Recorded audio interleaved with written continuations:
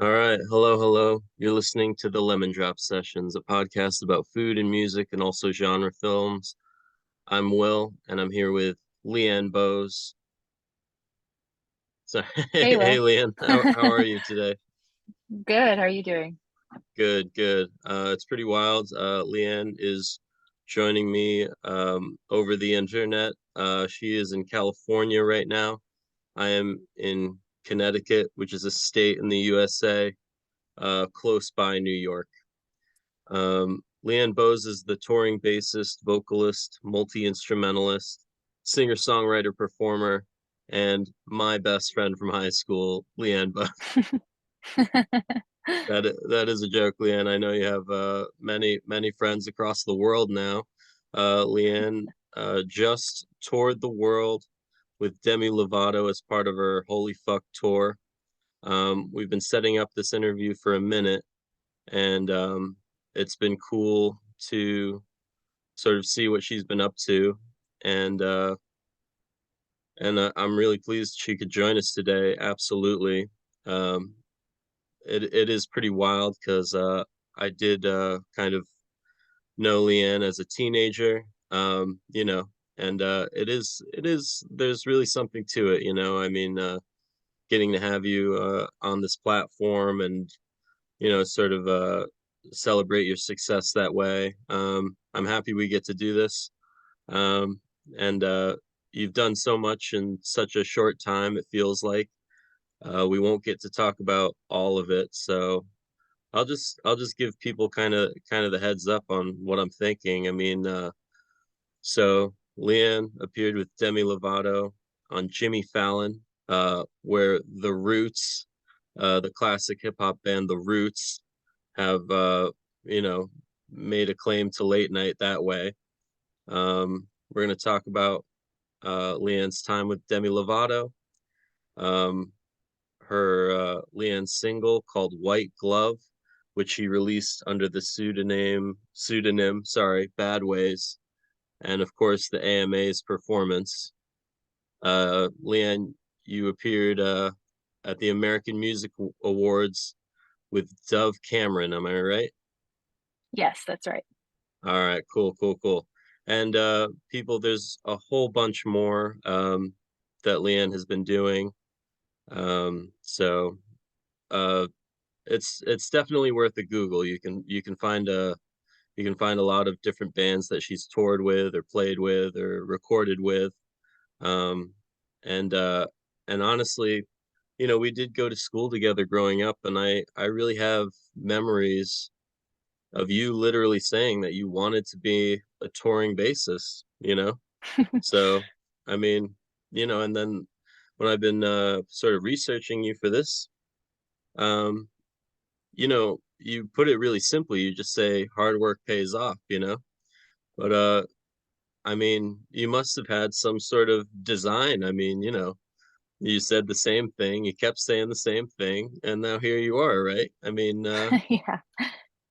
so it's pretty wild. So you've sort of made LA your home, am I right? Yeah, that's right. I've been here since 2017. Wow. So I have to admit, I really have not seen LA. I stopped in LAX just one time, and I tried to go for a walk outside. I mean, like I couldn't make it very far, to be completely honest with you. No way. I don't know a single street name. I mean, besides like the ones in the HBO shows and stuff like that. So you you talked about just before I sort of hit record on this thing, you talked about sort of connecting with, musicians in the area in LA. Yeah.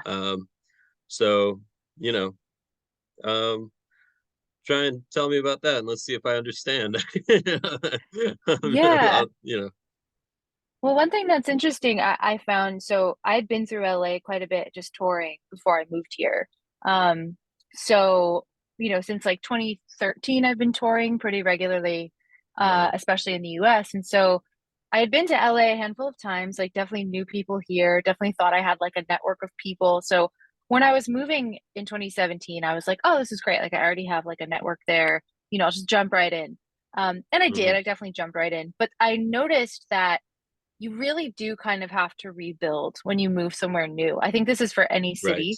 Right. But even if you have, acquaintances, if everyone assumes you're in another city, it's just a different kind of relationship that you have with people than when you get here. And then you kind of have to start from square one. So I did find Yeah. when I moved to LA, and I've talked to other people that moved, especially from the East Coast, thinking they had their network here, and then they move here, and it's like, oh my God, like nobody knows who I am yet. Like it's this kind of build process. So that takes time. I mean, I recently counted, and I've played with like 70 artists in LA since 2017, like Wow. between different gigs, like just locally or tours. Um, and it was a lot of work, but now it is like your circle kind of gets bigger and bigger, and it starts with just like, oh, I know these two people because I played a show with them, and but those people know these people, and it just kind of expands. Yeah. And it's great. I mean, it's first of all, I mean, I feel very blessed. I know a lot of people my age that are not in the music industry have a hard time meeting new people. That's definitely something that I don't struggle with because it is just like I'm constantly meeting new people. Yeah. And it's great. So I will say that it was a challenge when I first moved here to just kind of like grow that network from scratch. It felt like there was a few people I knew very well that I had to like kind of start with and then grow from there. Yeah. Wow. That's really great. I'm glad you were able to do that. Absolutely. Um, yeah, I mean, uh, you really, you're really onto something, I think, when you talked about, you're used to meeting people all the time. And, actually, when we were growing up, you did grow up playing music like around Connecticut, right? Yeah. I I do a little thing here. I say that, the podcast is set in Connecticut because I do think it's weird in some ways the way that Connecticut hasn't been recognized for music, particularly in terms of the metal scene. Honestly, like when you and I were Mm, growing up, like the biggest metal bands in the world were coming through Connecticut like constantly, it felt like, and like yeah. every band at every venue was metal, and like I really thought someone would have noticed, on some sort of larger level. Yeah. And so I was definitely curious thinking about all that. Like, you've gotten to play around the world now. What are the venues that you remember from Connecticut? And like when you think back, Mm. right? It's like you're like, that place was actually really good. Like I thought it was good, but they actually like took care of me pretty well or something like that. Yeah, it's interesting. I mean, back when I was playing in Connecticut, I was young. It's hard to remember the venues I played in. They were all just like bars, and I Yeah. never played the like Connecticut standards. Like I never played Toad's Place. I never played Hmm. um there are certain venues people talk about it, and I'm like, oh, no, yeah, I never actually played there. The Max is all I think about when I think of playing Connecticut. That was like I played there all the time when I was like, Wow, that's you so know, wild. Yeah. I So know. you I heard it think here about it. first, I mean, people. Leanne Bowes is repping the Max, the teenage nightclub from New Milford, Connecticut. It's true. Yeah. Well, it wasn't bad. It yeah. wasn't bad. But since then, I mean, recently I played in Wallingford. I mean, no, it wasn't bad at all. I played the Oakdale in Wallingford just recently with Okay. Demi. It was fucking great. Like, I mean, really nice. And the hospitality was really nice. I mean, it's like I think I think there's something to be said about a small state where it's like if there's not a lot of venues, it's not a place like Chicago where there's like tons and tons of venues, or obviously LA or New York, Right. and they can Right. afford to treat people shitty. It's kind of like in Uh, Connecticut that there is an element of like, well, the Oakdale is like oh no. I think I had this One of Connecticut's biggest kind of like places that people come through. And so when I was there, I mean, I would just, oh, did this I drop out? slight skippage there, Leanne. I'm sorry. Let's hang out for a second. I just want to make sure you're Sure. coming through okay. Yeah, no Um, problem. yeah, it just I mean, it now it looks like a weird magic trick or something. Like honestly, like it looks like I maybe put a slow-mo filter on you for a second, like just an Whoa. action shot. But Yeah. you played in Wallingford, and it Oakdale, and it's got history. Yeah. It was great. I mean, they were super sweet. My family was there, like my grandma came and my mom came, and they gave us like a VIP room after the show Oh, just good. to be nice. And that was wonderful. Yeah, Real quick, I don't know. was there stuff in the VIP room, like stuff? There was no stuff. No. No, not like no sliced cantaloupe or whatever. I mean, it's a VIP room. Come on. Yeah, no, not in my VIP room. No, unfortunately not. No, that's cool. That's cool. What about Toad's Place? Because it is a historic music venue in New Haven, Connecticut. New Haven's got a lot of people. You should try it out. State House, Cafe 9. Have you gotten to be there yet? Are you planning to go? I have played Cafe 9. Oh, nice. I Cool. played there uh in 2016, I think. Um, but I have not played Toad's Place. Is Toad's Place still open? Oh no. Do you want me to Google it? It's definitely still open. I'm completely confident. Completely. Completely. Actually, George Clinton plays there every year. Um, Oh, interesting. do you have his number? Can you get in touch with him? And Yeah, probably. I'm kidding. I have to say, I mean, Leanne, you have no problem bringing the funk, so why not? Yeah, why not? Yeah, it is still open. It says open 24 hours. I don't think that's true. The owner is Brian Phelps, opened in Okay. 1976. So people, by the way, it's the Lemon Drop Sessions. It's a podcast about food, music, and genre films. I know my radio voice hasn't exactly been perfect on this one. Kind of fell into like an old man telephone voice for a second. But you know, I'm learning. I'm learning how to use the internet. You saw me use Google just now. It's gonna be great. Um, is this what it's like performing on the Jimmy Fallon show, Leanne? Yes, this is exactly what it's like. Nice. Okay, yeah. So that was a pretty good segue. Good for me. I really do want to hear all about it. I mean, I have to say, I mean, I haven't really gotten to um maybe keep in touch with you as much as I could have or should have. I mean, it's like I guess I could have just been like, "Hey, where are you now?" It's like but I do think it's wild and like every so often this, we'd get this new piece of news about what you were up to. I definitely noticed when you did drop your single White Glove under the name Bad Ways. And I tried out the song. That was really cool. I remember listening to it the first time. I listened to it some more today. Um, Cool. so we'll get into that soon. But yeah, the Jimmy Fallon thing. Um, I saw some skit you did for the promo where like Jimmy Fallon like runs up to you and Demi Lovato and the band, and everybody's so excited, and then he just like trips, right? And then you guys are Yeah. like, you're like watching over him, and like suddenly he like springs back up. Um, I have to say, I really thought you gave a good performance in that little skit, like, and it really kind of Thanks. showed, it definitely showed who you were. I mean, I do think you have a pretty sunny disposition and like, you know, like that all came across. I mean, how long were you there? Like, when did you get there? Stuff like that. Oh man, I love being on Fallon. So at this point, that was so we were on Fallon like my first gig with Demi was Fallon. Like that was in June, was Get like we just out. did one performance. Yeah, and it was like Wow. it was let's see. I guess it was like early June, I believe. And it was really fun, but it was a quick day. It was just like you show up to the studio, NBC Studios. It's amazing. I mean, it's like SNL is right there. It's just like Yeah, so cool. cool. I mean, it's like I love it.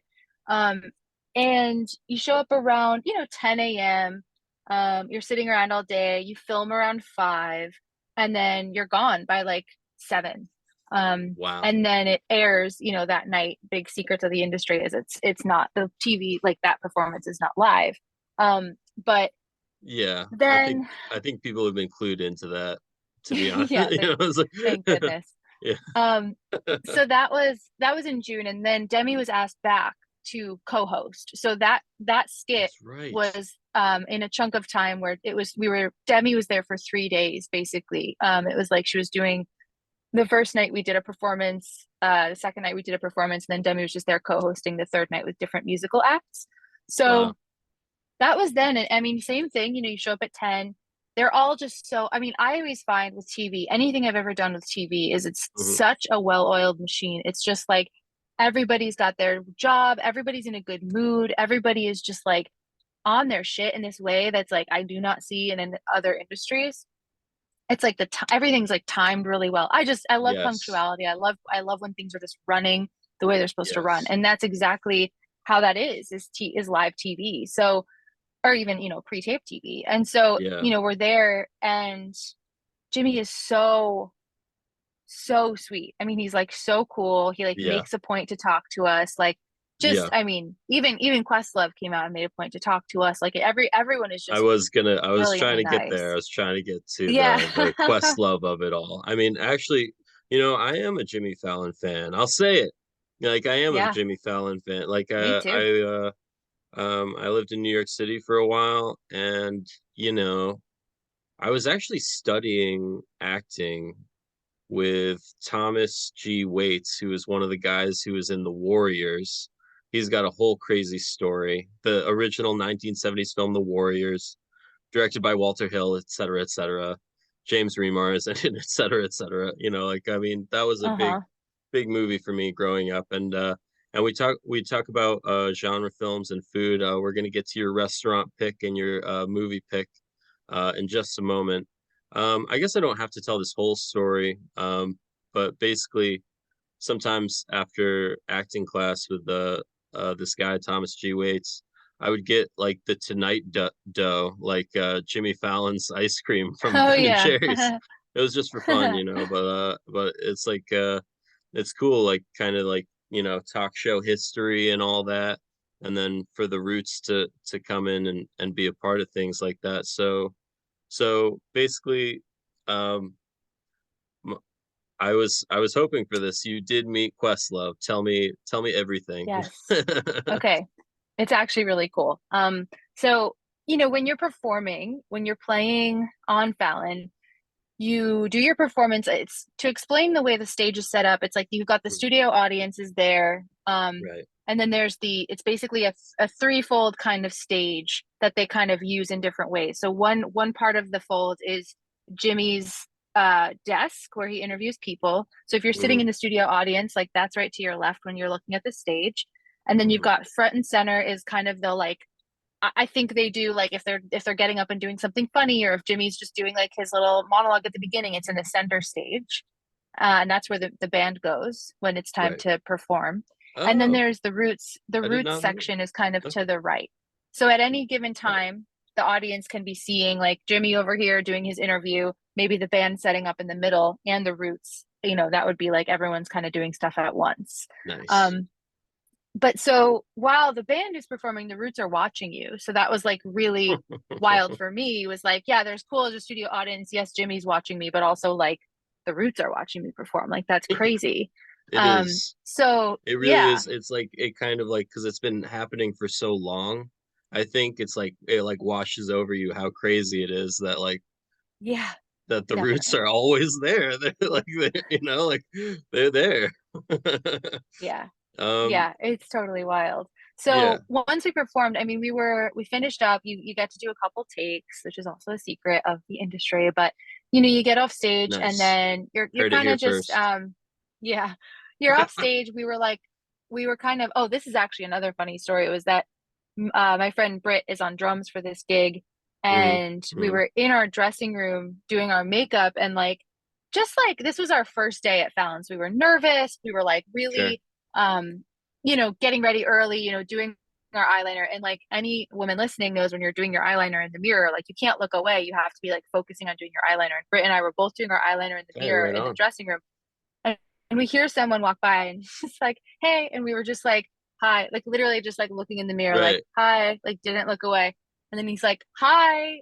I'm Jimmy. And we look over and Jimmy Fallon was like poking his head in our dressing room to say hi. And we were just fully ignoring him. Just like, we were like, oh my God, Yeah, yeah. hi. So sorry. Thank you for having us. Like, so, oh my God, I'm still mortified by that. Um, Oh no, but no, no. we had good conversations after we made up for it. But Good, good. Questlove, the Questlove story. So in one of our takes, my drummer Britt, um, she had a little, it wasn't even really a flub. It was just something where it kind of was off for a sec and didn't matter. We did another take, everything was fine. But after the set, Questlove comes up to her and we were just kind of standing there and he was like, hey, like which take did you guys go with? And she was kind of like, oh, I hope we go with the second one. He was like, why? Kind of like egging her on to be like, I messed up kind of thing. And then Oh, she that's was like, funny. I had like a little moment. He was like, you know what? That was my favorite part of your whole set. Like, I loved it. I loved when you did that because it kind of made it sound unique and it sounded different. And like, he kind of was just telling her, like, don't see every mistake as this big, issue. Like, it was kind of like, he was like, I actually liked that. It was kind of cool. Like, it gave it something. Yeah, And it was pretty wild. I mean, it was just like that hearing that from Questlove was just like for her. I mean, I know for her, it made her feel a lot better. Just like that moment of like, oh, cool. Like, thanks. But also just yeah. for every musician, just kind of hearing this person that's like kind of, made it as in some ways as far as you can make it and in certain, I do, lights. I do understand what you're saying. Yeah, Yeah, it's yeah, just hearing someone just kind of, I don't know, give a bit of a pep talk. It was kind of cool. yeah, definitely. I mean, because I mean, obviously, you are a professional, so things are a little bit professional sometimes, right? I mean, so Yes.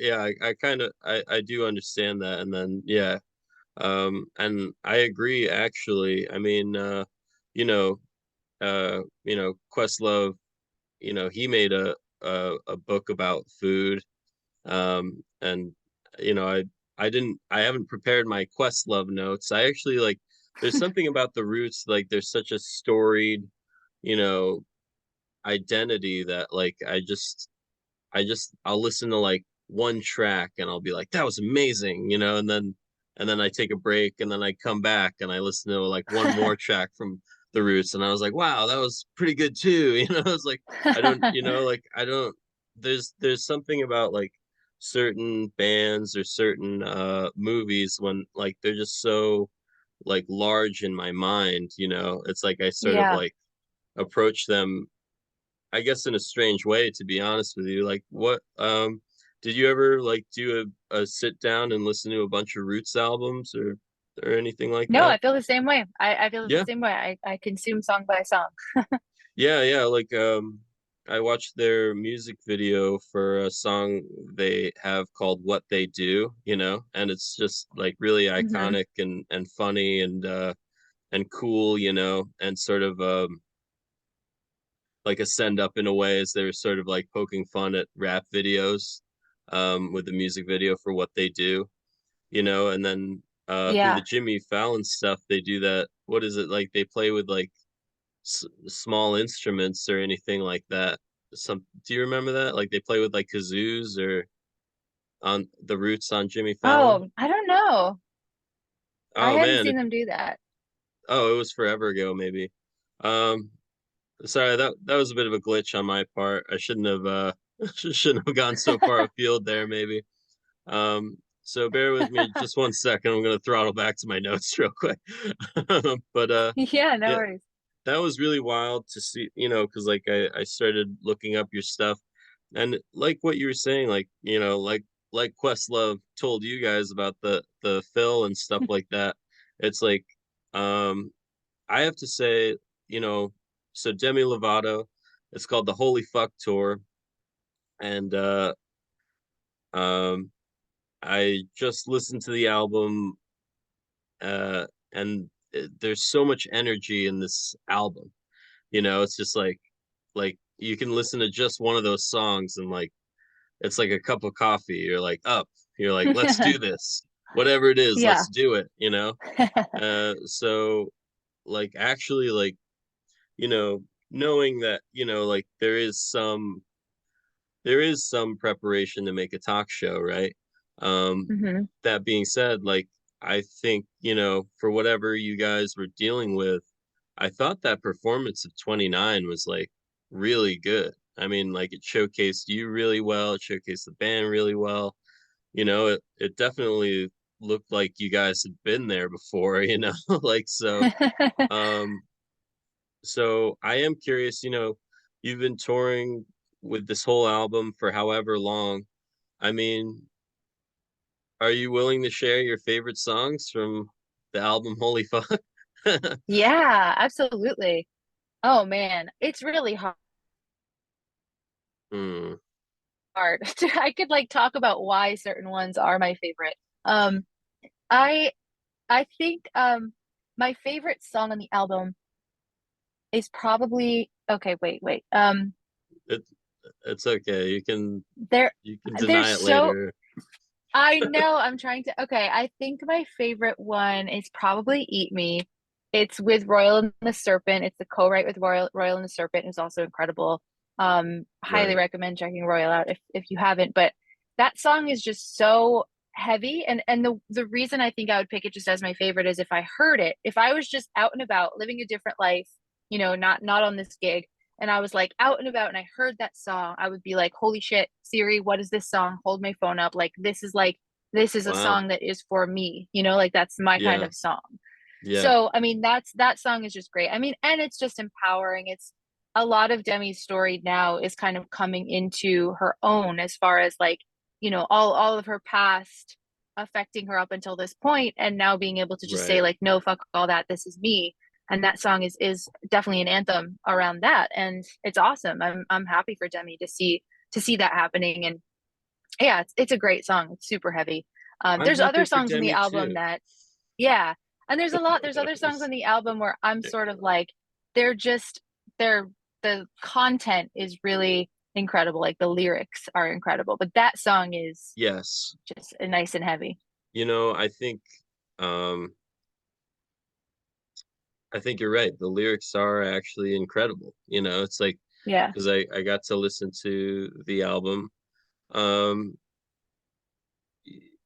yeah, I mean, yeah, I really felt that in particular with I did hear that song and actually when I was listening to that song, Eat Me, I like pressed some weird button and then I was switched to the song called Happy Endings, right? Uh-huh. So I sort of like I got thrown away from that one. Um but it had the mood you're talking about and it was in some ways reminiscent of your own single. Yeah. So if you're on video, the sun has been setting on Leanne Bowes for like I guess half an hour. So I'm really sorry. Do you have a I know car I light? should turn my light on. Hold That on. would be I do. I'm about to turn it on. Hold on. nice, nice. Thought it would be a smart move to be out here, but then I forgot about daylight savings time. Oh Hold on. man. Disregard all my sounds. Let's see. I think it's cool. It's like I'm talking to a traveling touring bassist, like, you know, in a car. And you know, I was like, you know, before we started this, I was like, Will, don't ask this question. Do not ask this question. But here you are, you're in a car, you know, it's a great segue. So we're gonna double back to this giant energetic Demi Lovato album. But I was actually wondering if you've ever had to like drive to a really important show, you know, like so like not a tour bus, you just like drive there and deal with traffic like by yourself, you know, and it's like stressful. Have you had to do Oh my that? God. Yeah, totally. Oh my God. Also, I mean, auditions tend to be more stressful than shows. Like Right. I I've driven to a lot of auditions that are really stressful, but um yeah, yeah. Okay, I was just My checking. I don't most know my what. biggest show, I haven't driven to like an arena by myself, but Okay, I that's took an Uber to the arena on my last arena. I took an Uber, so it's oh, that's fun. kind of stressful. So do you have some nights, I guess, like 'cause you know, you're in a big band with Demi Lovato, so like I mean, do you not necessarily like have to like I mean, how late can you possibly show up for like a giant arena show at 7 p.m. or something like that, you know? Well, hmm. You know, I don't tempt fate with time. So Hmm. typically like you're if you're especially if you're on a tour, your show's at 9, so you'll go back to the hotel or whatever, go to the bus, whatever you want to do. You Yeah. really just have to be like I would say an hour is the standard. If you're any more than an hour, people start to worry. Yeah. But I like to really take my time. I hate to rush. I hate to like be stressed before a show. So for me, it's more Yeah. like 3 hours is kind of my standard. Oh, that's great. I'm gonna really I'm gonna take that leaf and put it in a book or something like that. Some sort of phrase. But that is so cool. I think you're absolutely right. I really heard what you were saying about punctuality and appreciating it in other people. I mean, I did spend some time like, doing movie-esque type things and when I went back to sort of, jobs in other fields, you know, like uh yeah, punctuality is so much different by comparison, and then so you sort of like, yeah, it is sort of, I agree with you basically. It just it's hard to achieve that unless like literally everybody is about it, you know what I mean? But Yes, yeah, definitely. for sure, for sure. Um so we're gonna jump back into Demi Lovato in just a second, but I'm curious about these auditions because it's like I know you exist in the real world and stuff like that, but I have to admit, like I haven't thought much about you auditioning. I just go, oh great, she's doing that with them, So so like how did you get on board this Demi Lovato train? I mean, how long did it take? How did you meet? Stuff like that. Yeah. So the Demi Lovato gig specifically is the type of gig where it's like the way it happened could be traced back like years. I mean, it's like Mm, this wasn't an audition for me. It okay. was just getting recommended by someone who Mm, then got me hired. So it was like um through like by playing with like I was saying all these artists since 2017 and just sort of like meeting a lot of people, making my goal to just like expand my network and make a good impression and show people what I can do. yeah. Um, that's been since 2017. And through that, I met some musical directors. And the way it works in the pop industry is sort of like, Demi Lovato isn't necessarily, I mean, this is definitely not like across the board, but for the most part, Hmm. artists are not sitting there like, oh, I found someone on Instagram I want to hire. Let's call this person. Like that's not how it goes. It's a Wow. musical director who makes that decision. So the Oh, musical director is the person putting together the backing bands for the most part.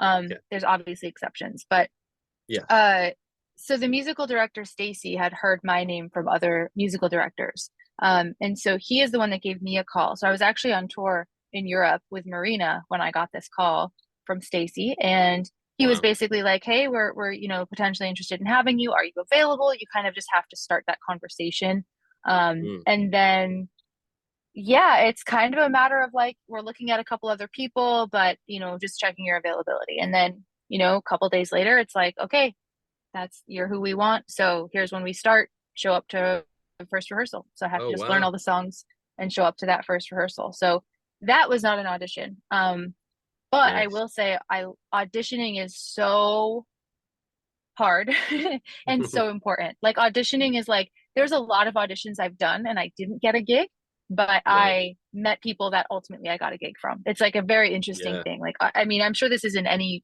industry with auditions, is it's not just about getting the one, acting role or gig or whatever you're auditioning True. for. It's about meeting that director and meeting those people that are there and yeah, so this one wasn't an audition. This was a direct call. Yeah. That's awesome. And you deserve it. And I'm happy for you. The Demi Lovato Holy Thanks. Fuck the Demi Lovato Holy Fuck album. Um, I just really I want to give this album its ups, because otherwise I wouldn't be a very good podcaster, I guess. But the song 29, really genuinely enjoyed that one. It's kind of interesting that turns out to be the single, the one you played on Fallon and all that, because that I think that might actually be one of my faves. And then Skin of My Teeth is Cool. actually one of my faves. Um, I think those are actually my top two. And then I really enjoyed Happy Endings. I enjoyed Eat Me. And there was one other feature, right? Was it Youngblood, right? Yes. In the so what do you do on tour? How do you deal with, not having a super famous guy, who was the feature? How do you fill that space? Basically, Demi just sings the whole song. It was Yeah. weird at first because like you're kind of used to hearing it when you've been learning the song, but Hmm. yeah, Demi just sings the whole song. We were lucky enough to have Royal and the Serpent on tour with us, and Dead Sarah. That Nice. was another feature. They both were on tour, if not the whole thing, but some of it. And they came on for guest vocals, which was great. But yeah, to your point, without Youngblood, it was just Demi covering all the vocals. No, that's great. Yeah, yeah, thanks. That's awesome. That is great. I did not know that actually, that they were able to join you on tour that way. Yeah. That is super wild. Um, and so I probably will not get to unpack just how many cool people you've gotten to meet in this industry, for sure, for sure. So we had to pick and choose here. But we sort of have these set up so that, musical guests can come back from time to time, and I hope we find a way to do that with you. I know you are busy and all that, but it could be cool. Yeah, definitely. All right, so I'm gonna try and keep you for a little longer. Are you okay on time, by the way? Yeah, definitely. Totally. Nice. I'm glad. All right, tell me about White Glove, because really you could have released more than one song, I'm sure. So it did seem like sort Hmm. of a move on your part, to do this one song as a single at the time that you did it. How much are you thinking about that? Like, because I do think that was smart. Um, and actually, like, I really do remember having some sort of conversation with you when we were very young, that you planned on focusing on being a touring bassist, right?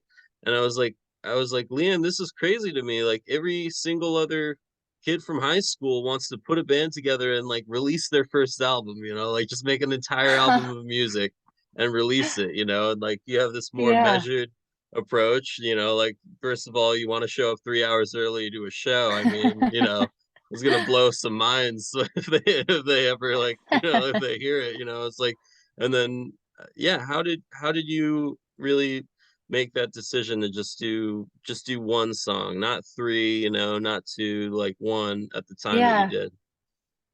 Wow. I mean, first of all, that's so cool that you have that memory. That's really touching to me because it's sometimes I don't know when I started thinking about this, and like Hmm. it is funny and it does kind of make sense that I've been thinking about it for that long. But Right. yeah, with White Glove, I mean, here's the thing.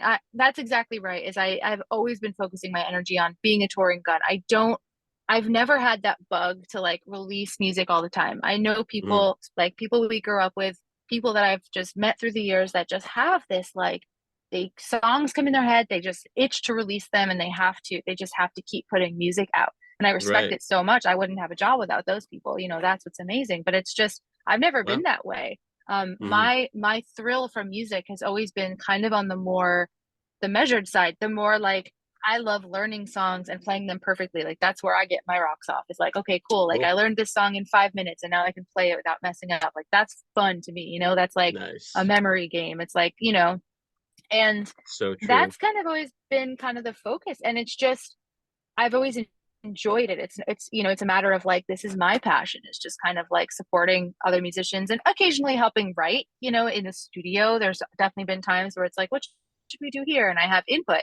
But what happened Hmm. with Bad Ways, my project, is basically like I had finally a moment of like, wow, this stuff's kind of just coming out. I feel inspired.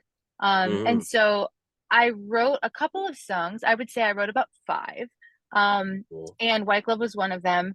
And then it was just a matter of timing. So I was between tours. It was kind of a moment of like, okay, I can put a lot of resources into one song and just put that out and then kind of see how it goes and kind of sit on the other ones until I'm ready.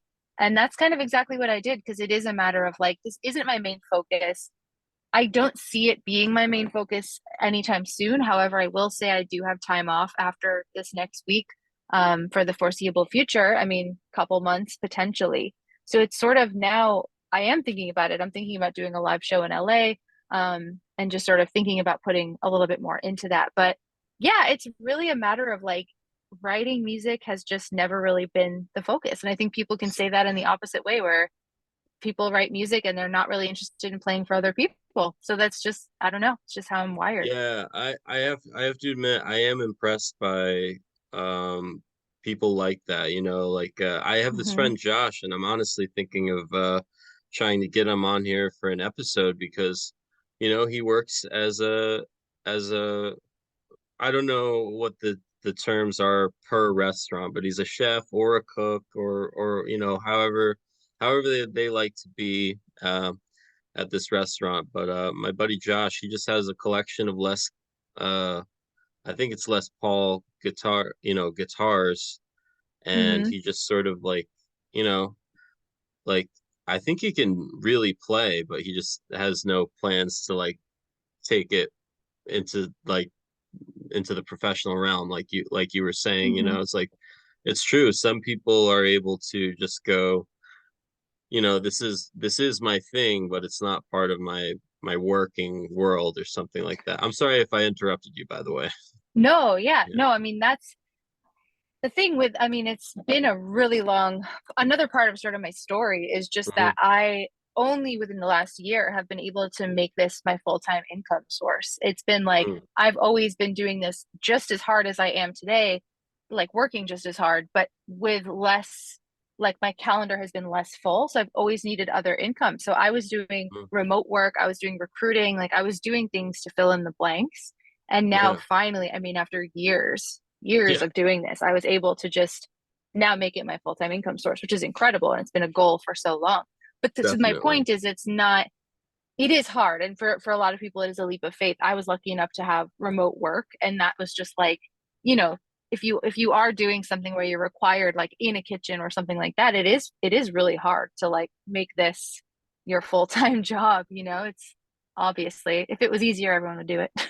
Yeah, yeah, definitely. I mean, honestly, I think, there are a lot of good guitar players in the restaurant world, and I think, some people just choose restaurants and not music, and then some people, yeah, they have a second life for 8, 9, 10, 11, 12 years.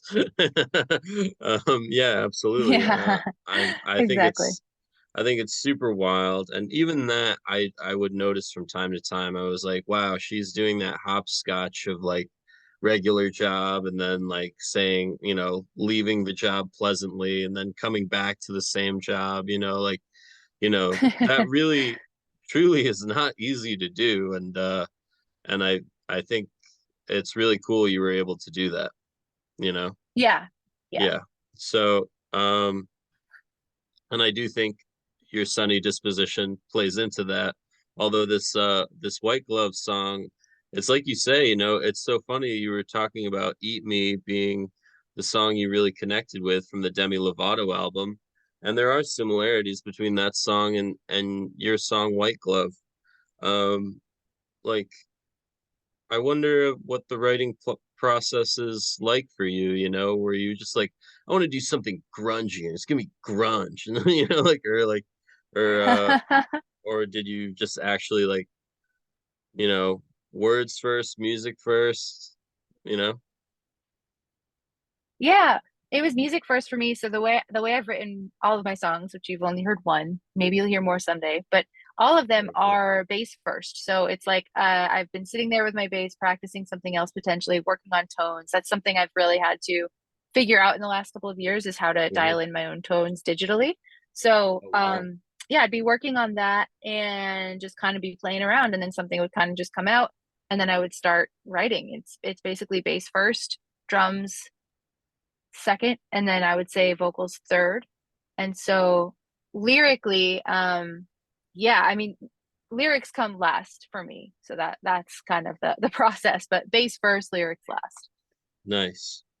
So I just want to explain real quick. I'm glad I got to catch this, but you were talking about playing live, and I did start laughing for a minute, and it's because I was going to pitch to you doing scat vocals over Zoom for one of your live performances, but I Yeah, we was can make not. that work. I'm really not serious. Like I'm not. I would not fish that way. That would be. I don't really think that would be cool, to be honest with you. I will do scat vocals on my own time and develop them to an insane degree, but I will leave you out of it until I really know I have something, and then who knows? Maybe we can get to work sometime in the future. You know? Cool. So I can't believe this was as quick an hour as I imagined, to be honest. So we still got to do the AMAs, but I'd love to hear your restaurant pick and your movie pick because we're trying to blend it all into this big smorgasbord board thing. So Yeah. what's the movie you picked? Because we try to ask artists to pick a genre film. Okay. My favorite movie is Hereditary, the A24 film Oh Hereditary wow. with Toni Collette. Yes, that's my favorite Whoa. movie. So I really like Toni Collette a lot, but I have not Me seen too. I met Hereditary. her. You did? Speaking of people I've met, yes, she was at one of my shows in LA and she came up Oh, and a picture with her. Anyway, oh, that's that's the not why it's best. my favorite movie. But yeah, that movie is great. I am a sucker for A24 horror films and that one is exemplary. That one is so good. Cool, right on. Yeah, I definitely have watched a few A24 movies, and I'm looking forward to getting into the whole catalog here. We're still kind of working on this element of like blending movies with music, but there's so many ways to do it. I think you'll definitely have to come back, Leanne, if I can get you on the phone another time. That would be really cool. Yeah, for sure. Um, Tell me about this restaurant because I actually saw like I mean you get to rep restaurants from time to time through Instagram and even get to do some cool like product stuff, right? Like a sponsor now and again. Um, Yeah, yeah. so so I've always been curious. I like at this point I'm like genuinely curious about, people finding sponsorships, because I have to say it's like most of the sponsorships I have seen from friends of mine or acquaintances, they're pretty on brand, You're not really doing something you're not gonna do, like you're like Hmm. wearing a cool suit or you work with a certain guitar.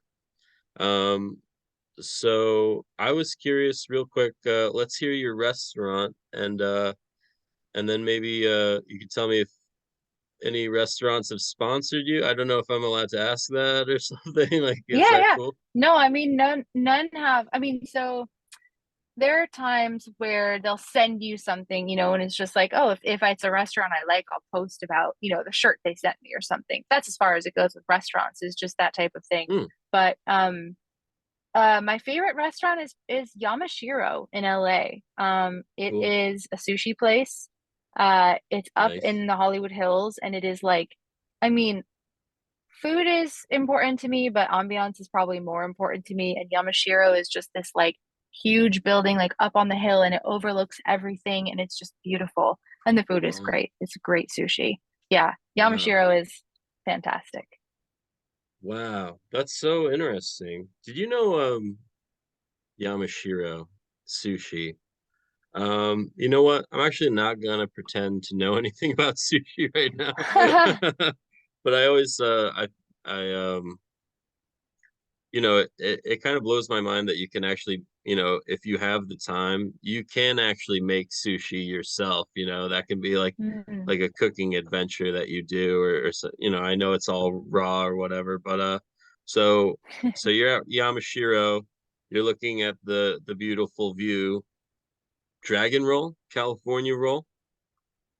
I love a California roll. I really love a simple roll. I love an avocado roll. I will say Ooh, though, the best thing at Yamashiro is a cod skewer. It's like a miso cod um on a skewer. It's mhm. incredible. It's the best thing on the menu. I could order 10 of them. It's so good. Miso cod skewer. Okay. Yep. All right. I have a new dream as a podcaster to try the Yamashiro. That's really awesome. I'm glad to hear that. Miso cod skewer. Yep. Nice. Okay. So, um, I'm trying to get my game face on here because I really don't advertise very well. I don't advertise anything. But people, if you're listening, it's the Lemon Drop Sessions. We talk about food, music, and food. Most of the time on these episodes, I am holding it down with my good buddy Jeff. He's a restaurant guy. He teaches classes. He goes to class, and finally, he does work in the industry at various locations. um, he actually had to turn down a second or third job. And we're doing okay here with the Lemon Drop Sessions. Episode 1 is pretty good. Episode 5, where we talk about the new Taylor Swift album, was super fun. Our Thanksgiving episode is maybe not good from a technical standpoint, but I really enjoyed it. Please do check them out, and do follow my social media stuff. Um, I do not have the eye that Leanne seems to. Leanne, your Instagram is pretty awesome. And Thank you. I am gonna uh try and see how you did it real quick. So anyway, our Instagram, I sort of started podcasting in 2020. So I called the main podcast Hear About It podcast. Go check out those sleepy interviews from 2020. Some really cool people came by week after week. Um, to help me just like keep my brain working, remember what day it is, stuff like that. So I really appreciate all of our past guests, and there are some music people in those early episodes that inspired this new venture, the Lemon Drop Sessions. Cool. All right. So the Instagram handle is at HiPod, HAIPOD underscore. That's the line at the bottom, and then the number 4, HiPod underscore 4. Leanne, thanks for waiting. How do you figure out Instagram and stuff like that? Well, I mean, what do you mean? The main feed? The main feed is all about high quality content. Like, I don't Yes. put anything up that's even a little bit blurry. You know what I mean? Right. Right. Well, That's my trick for the I main feed. obviously don't know what you. I don't know if you've seen my seen. I have 2 Instagram handles, and one of them is blurry as can be. Oh yeah, and it's gonna stay that way. So, no, but but yeah, I do know what you mean. I actually, for your single White Glove, the album art, you have this red motif going. You're in a red leotard, black Yeah. boots. You've got like this crazy red step stool. I mean, if that is for sale at IKEA, I want one. But like, um, how did you just really go, it's gonna be this, or was it more planned? Yeah. No, quite literally, that was it. You know what it was, oh, uh, All good. hold on one sec. If you're listening to this on audio, which I have to say, sometimes I do like, I really do like the way the audio comes out, I mean, it feels a little bit more like you're in outer space when you're listening to these on audio, and I do enjoy the vibe that way. So give it a chance if you're more a video person. Um, but Leanne, you're looking awesome. Thanks. Yeah. So with White Glove, it was actually the album art or the single art, I guess I should say. Um, was the bass I wrote that on was my red bass, and it's not a bass I play live. It's a very sorry, I'll say cheap bass that Cool. was given to me by a brand called Stag. They're kind of a beginner brand, which is why they're cheap. Highly recommend for beginners. That'll be my pitch, but like it's not a bass that I would bring out, for a tour necessarily. I get that. I mean, That being said, it has one of my favorite tones to record with, so I record with cool, it quite often.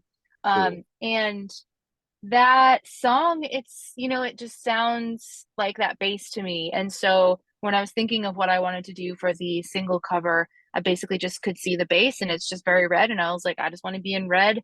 I also wear black a lot. So I was like, I don't want to wear black for this. This just feels, I Take a want break. Bad Ways to feel, yeah, I want Bad Ways to feel like a separation from me in a way. Like I don't want it to feel like it's just Oh Leanne. It's yeah, something that's different. So, yeah, that's basically it. The resistance to wearing black, and then also kind of honoring the base that I wrote it on. yeah, cool.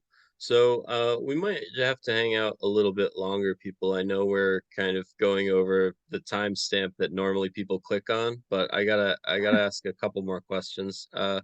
Leanne, I am definitely curious about what you think about in terms of like how uh, you know you've done all those hurdles, right? You did the remote work, you had other jobs, and now you've been able to literally take off, and just really focus on the music and touring and stuff like that. I think people in the situation you were just in, right? Like the 10-year thing and um spreading their network and stuff like that. You know, I think the thing that keeps people going, but can also slow them down, is really their thoughts on a stage persona. And Mm, so I was definitely curious how you approach that almost kind of like mythic idea of the stage persona. Because you've obviously yeah, figured something out. yeah. Man, I love that question. Well, I think it's just, first Nice. of all, there's something to be said about suiting whatever artist I'm playing with. That's something that I think quite a lot about is just my stage persona that I have with Demi is going to be different than my stage persona. Even with Lily, as an example, this week I played with two different artists, and they're Right. sort of two different kind of personas. But one thing that I think is really important is just staying true to myself in some ways, like the things that I want to carry over. It's like my attitude with most things is pretty playful. My attitude with most things is also very um I guess exact in this way. I don't know how to explain it, but I would say if you think of my personality and it's like, of course I'm not going to be certain things on stage. I'm not going to be like cautious. I'm not going to be like Right. serious on stage. There are things I'm not going to be that are parts of my personality, but something that is a part Cool. of my personality, let's say playful is one thing I want to be on stage. So that translates with Demi. It's like I get to just be like extreme, I just get to be like whatever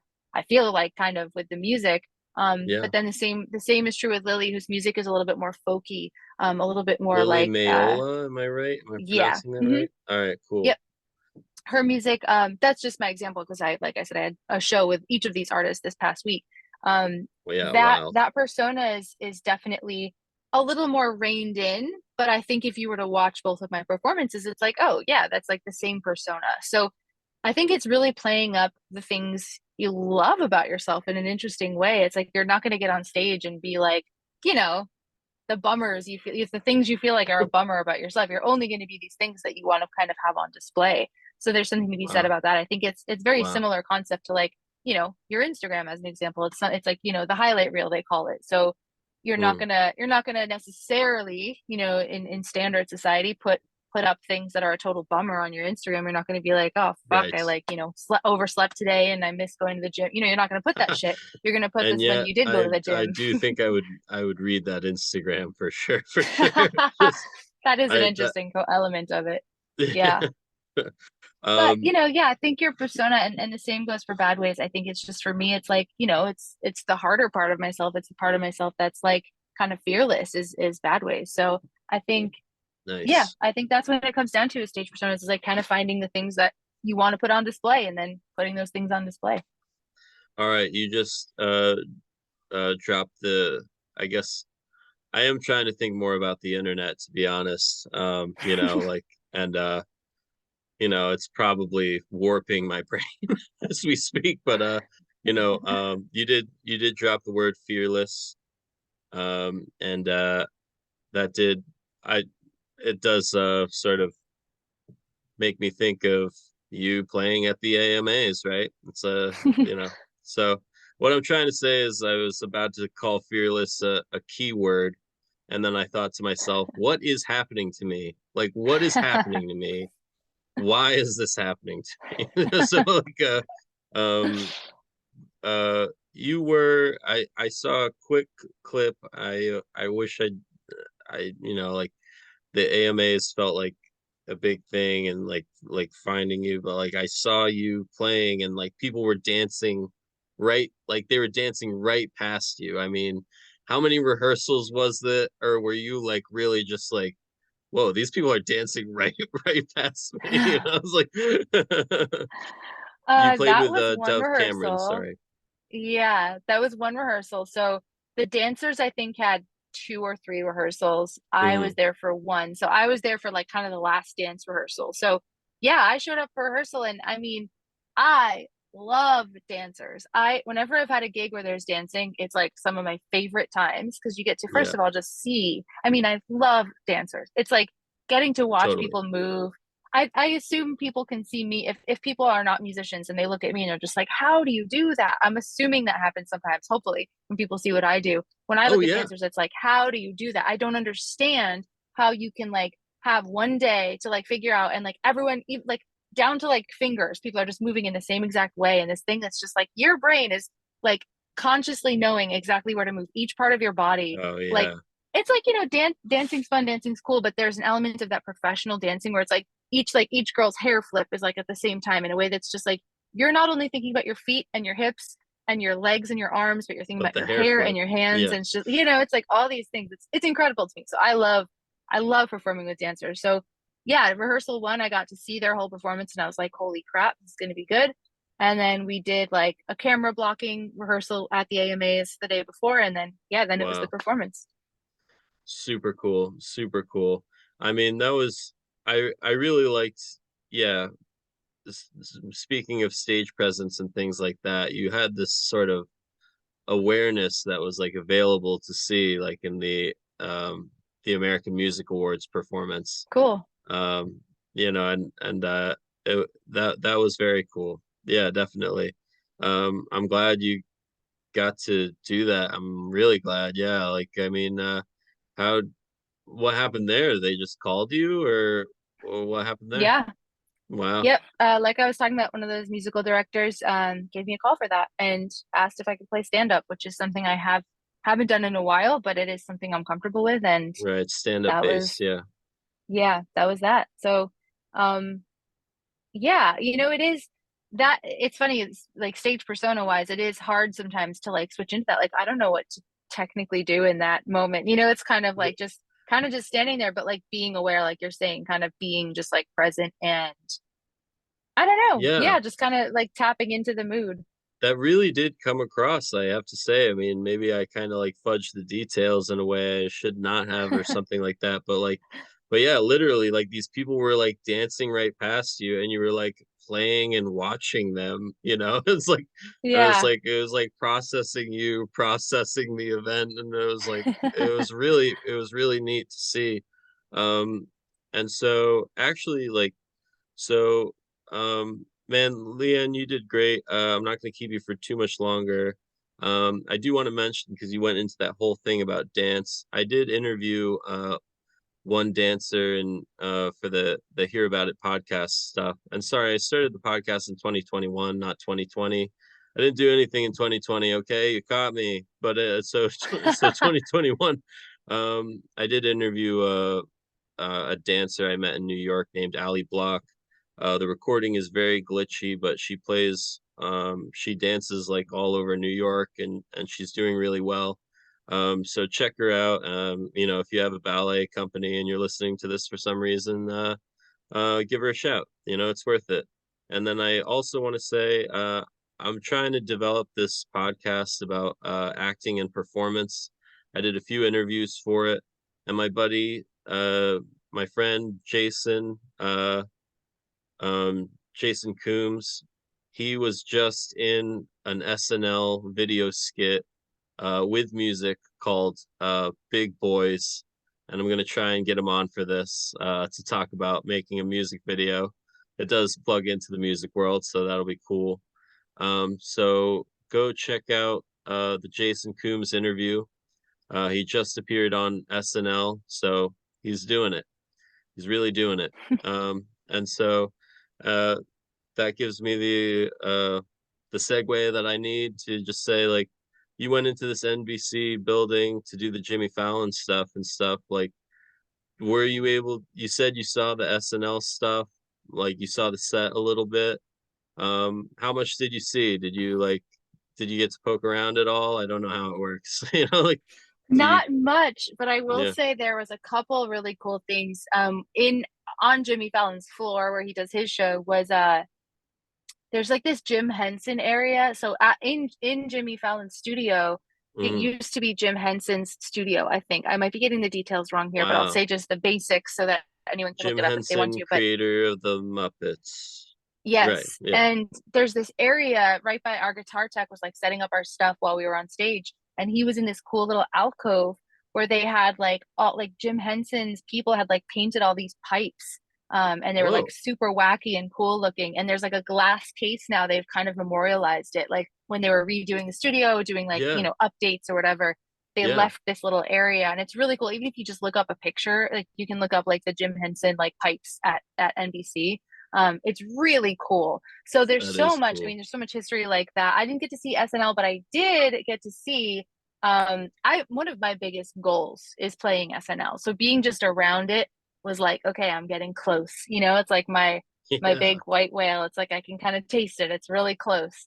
Um, Yeah. but I did get to eat at the cafeteria where all the SNL people eat. That was where I had lunch That on is my Jimmy cool. Fallon I days. mean, what So can I say? It's like doesn't happen every day. Why not? Heck yeah. yeah. Yeah. What's good there? I mean, it is a food Oh podcast, so God, I might as well. they have everything. It's actually wild. It's actually totally wild. Like I'm into Nice. salad, so I like the salad bar where you just get to pick anything you want. But they have a sushi bar, they have a pizza bar, they have a pasta bar, they have like everything. I don't know why that makes me laugh. Just the idea of the SNL cafeteria being like a Wonka factory of food. That's the It is. best. I'm sure you will play SNL. Um, Thanks. Definitely. I'm looking forward to it. I mean, I honestly, like, I just as we were setting up for this interview, I like just saw my friend Jason Coombs on SNL. He has this skit and he's like in an airplane with Cecily Strong. So, I mean I just saw Nice. that like 2 days ago. So I It's think a you good might be a sign. shoe-in. It's like you're Yeah, in that's good a good sign. It company. feels like good energy. I might get the call really soon. Yeah. Yes. Yeah, do it. Um Wow, cool. That was super fun. Thanks for staying late with me, Leanne. And there's still more. I would I would be very happy to have you back. Real quick, you did this show in a van, and I was really into it. The cinematography, everything, Yeah. like you obviously a toned down performance for a smaller space. But it seemed like a party I'd like to go to. Can you talk about that real quick and we'll close it up? Yeah, it's a series called Jam in the Van. They're really cool.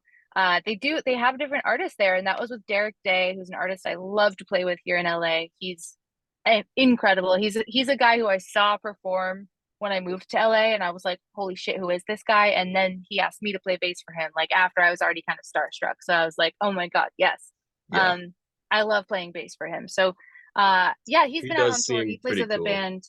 Yeah, he's in a band called Classless Act, and they have been very busy this year. So I Good. haven't gotten to play with Derek in a bit, but that was his like trio. He does a Derek Day trio, and so yeah, it was Jam in the Van. I highly recommend like all of the performances you look up. They're all really good. Like you said, the cinematography is so good. The sound mixing is awesome. Um, Yeah, and they just kind of like the thing is they like kind of drive around to different events and have people do performances in their van. Right, right. So you were in California though for your filming. Yep, that was at a thing called NAMM, which is the National Oh, weird. Association of Music something I something. think I've actually heard of that. Yeah, Yeah, it's a that's big cool. deal. Right on. It's here in Anaheim. And it's all the musicians kind of gather to look at gear and do performances and stuff. So that was actually outside of NAMM. All right, and Anaheim is a town in California, Yeah, or is it a city? it Yeah, is, okay. yes. It's probably a city to be honest, but I'm doing my best here, learning about the West Coast. Um, one musician from home at a time. um, uh, wow, I'm having a really good time. But you have to know when to call something, I suppose. But Leanne, you did awesome. Another great performance for you. I did okay. I think I could have closed the door to my closet, but c'est la vie, I guess. So I'm gonna do my best with the links and stuff, but please do check out Leanne. She's all over the internet. I actually had a really good time kind of seeing what you've been up to. And it really just kind of reminded me, I really do need to look these people up a little earlier than I do, and because I just get this insane download of someone's history before I start these interviews. So congrats, Leanne, on all your success. I'm gonna hit stop on the thing, and then I'll say a proper goodbye, so I don't because like it's just too long for the recording. As I just say goodbye like so much. I've had it. I've had Cool. it with the way I do that.